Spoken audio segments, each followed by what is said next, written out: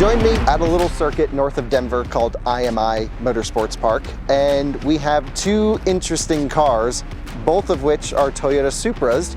This one here is the 2-liter turbocharged Supra. This one here is the 3-liter turbocharged Supra. So, I bet you can already guess. We're gonna see which one's better.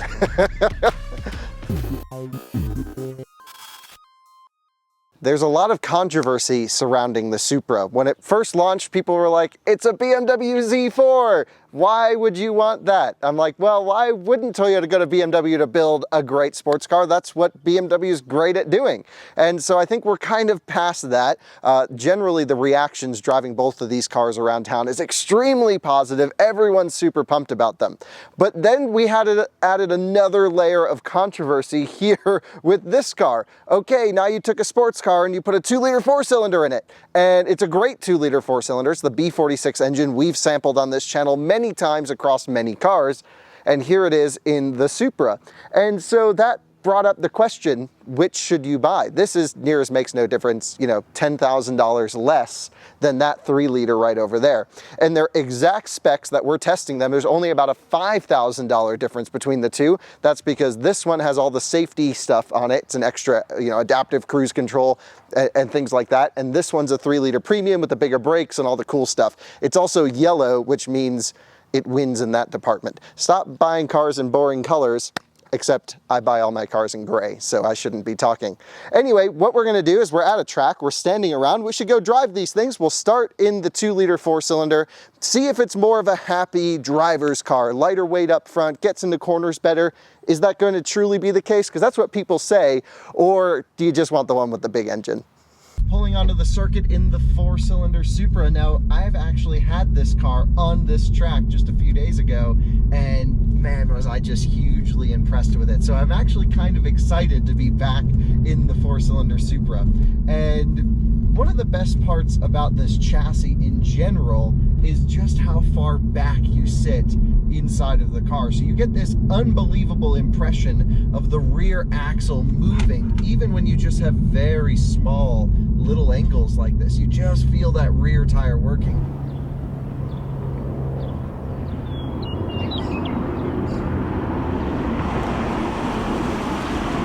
In a lot of cars where you sit up front, you feel the front tires working a lot, and then the back just comes around, and it's a very slow moving experience. In here, you're really getting tossed left and right when you come out over bumps, just these little things. I love that. Makes the car feel special, makes it feel like a real true sports car.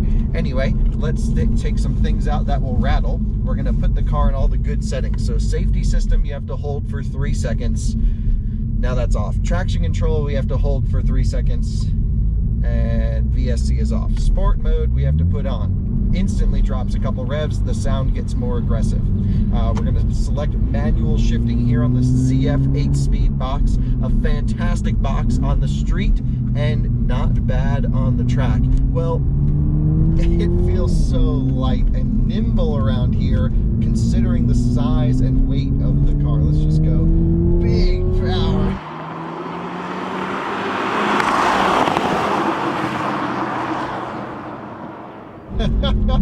I love the way this car drives. It has amazing, serious acceleration, really, really strong torque in the mid-range. It's fun. It gets into a corner. You put in steering lock and it's in. Oh, you can just lean on it too coming around the track.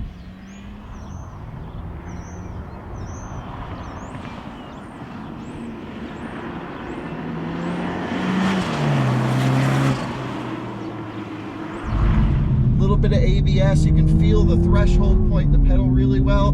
The back end's moving around a little bit.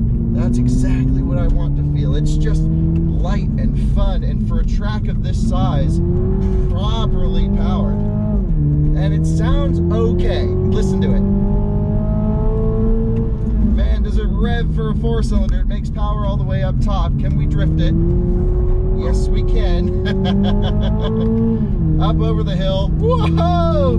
Got a little airborne, turned in a little early there. It's so hard to see where you're going, and your viewpoint is so weird in this car because you sit so far back.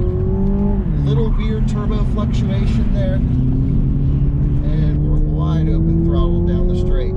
Well, this thing definitely is a wonderfully balanced machine.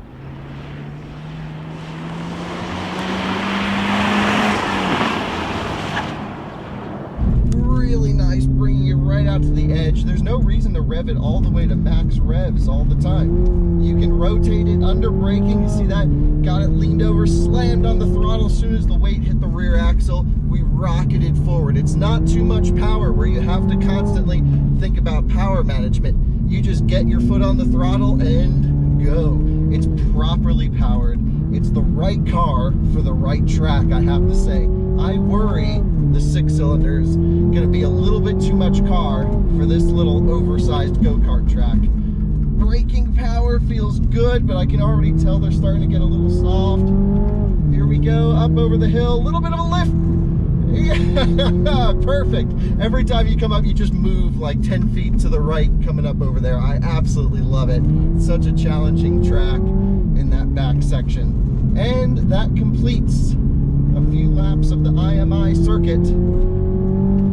And here in the 4-cylinder, man, can you have some fun with this thing. It is balanced. That is the ultimate word for this car. You know, am I missing a manual transmission? Absolutely. There's no way around it. It just would be better. But when you're cruising around a track like this, you know, most people will buy Supras as daily drivers that they're going to take out to the track on the weekends. And in that case, this automatic transmission's really good. I love the steering on this car. It's weighted perfectly. You can feel it move around. It's so much less hectic than the 2020 Supra 6-cylinder, which everyone was spinning and flying all over the place. This thing feels planted, balanced, controlled, and it's really maybe could be labeled the enthusiast choice. Everyone always puts the enthusiast choice on something because it's not as good. And they say, well, I got the little engine. But it might actually be the one you want for a balanced daily driver and a little bit of a track toy, especially if you don't have a big track locally and you have something small like this. Ooh, you cannot go wrong with this car and the extra, I don't know, $8,000 to $10,000 in the bank. But we haven't driven the 6-cylinder yet, so I would say positive experience here. If it gets better, I would be surprised. Getting into the 6-cylinder, one thing I want you to hear is just this thing on startup, so take a listen.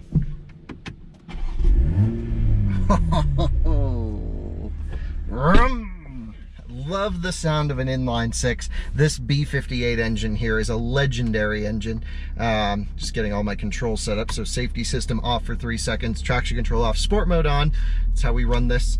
And wow, something about noise is such a large part of the experience of a sports car that, man, that startup, that might be an $8,000 startup. Let's take it out on track. It's warmed up. Just take it easy for a second. Oh, that noise. So not only are we changing the engine here in this car, we are changing the wheel size. We have bigger brakes here in the 3-liter premium. Oh, the noise. That's worth it.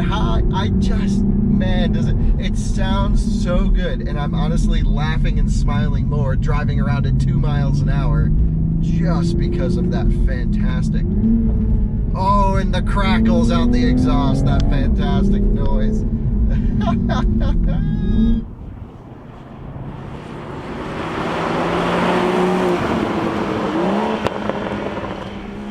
little bit of a squeak in this one actually behind my left ear. Oh, does it rock it?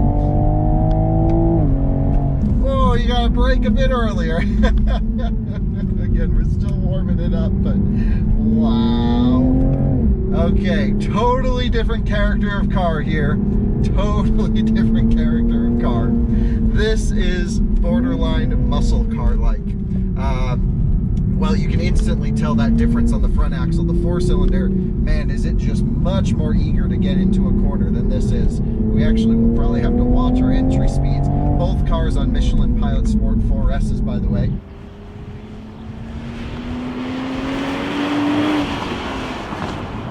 Oh, look at it getting in. Feels good. good. You just lift off a little bit, the nose tucks right in. That's what you want to see. Oh, not even hitting it hard, and we're already sideways. That's my kind of car. Oh, I like it a lot.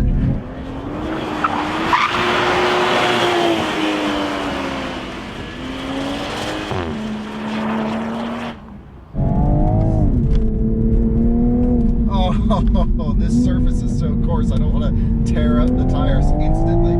Oh, I love it!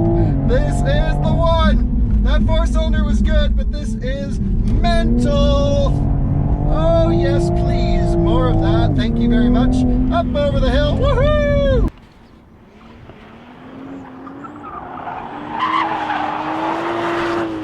Getting a little light. Right on the edge. You can just balance these skids so wonderfully. I don't care if the other one's more precise and more fun. This is silly. This is so silly. Okay. One last skid.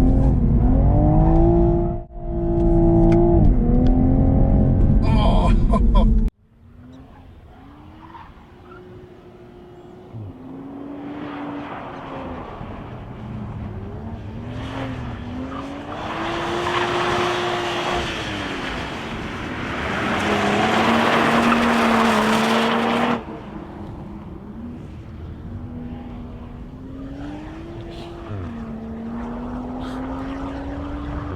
Okay, yes. Maybe one more. Yes, please. Yes, please. I want one. Oh, what do you even want me to say? It's so good. Man, if you're a keen driver on lap times, though, this is going to be an interesting one to put up down all the times. Because you're just going to want to drift it everywhere. And it's not big skids. We're talking little angles. Little angles. Oh, and the noise.